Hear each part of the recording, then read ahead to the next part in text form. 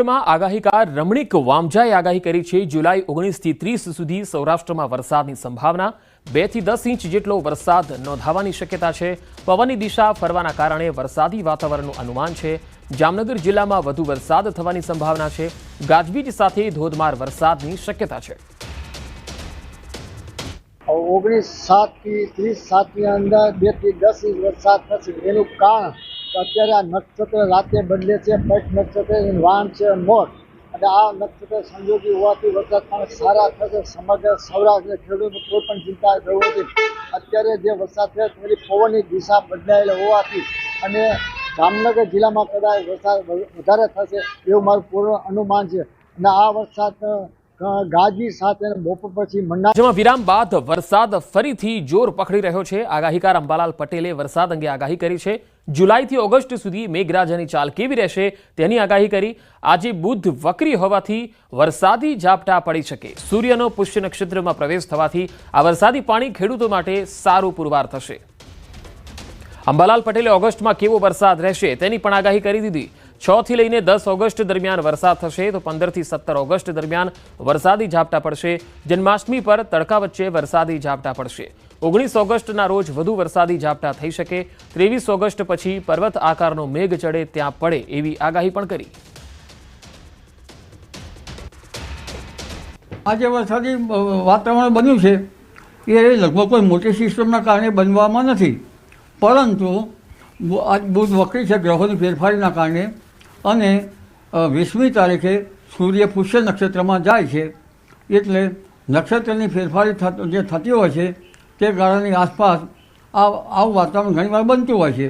એટલે આ વાતાવરણ જે બનેલ છે એ ગ્રહોની ફેરફારી અને સૂર્યનું પુષ્ય નક્ષત્રમાં જે પ્રવેશ કરવો તે અંગે છે।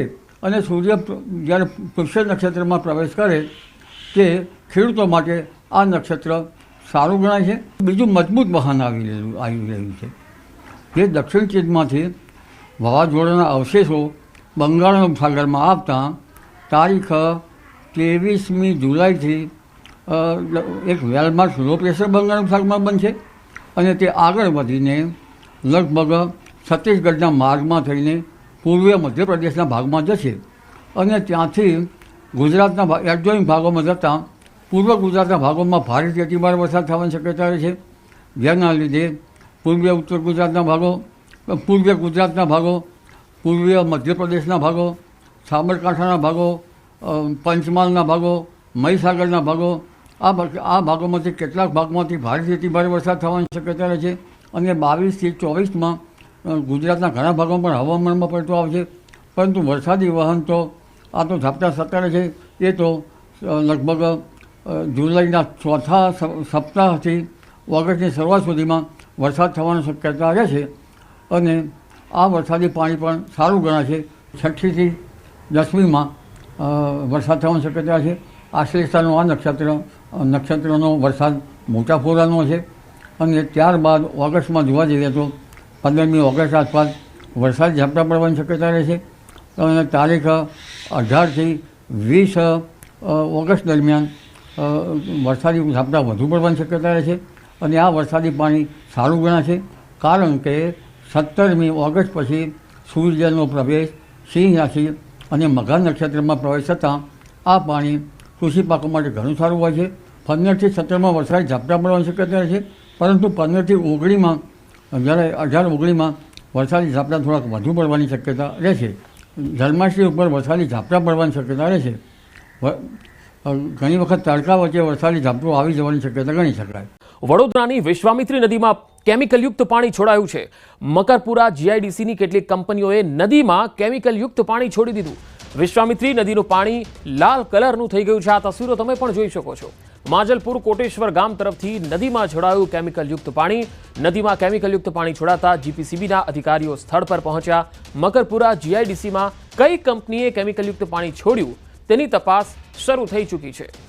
વધુ માહિતી મેળવી ફોનલાઈન પર જોડાયા છે સંવાદદાતા વડોદરાથી હાર્દિક દીક્ષિત। હાર્દિક, આ કઈ એવી કંપનીઓ છે જે આ પ્રકારે દૂષિત પાણી છોડી રહી છે નદીમાં?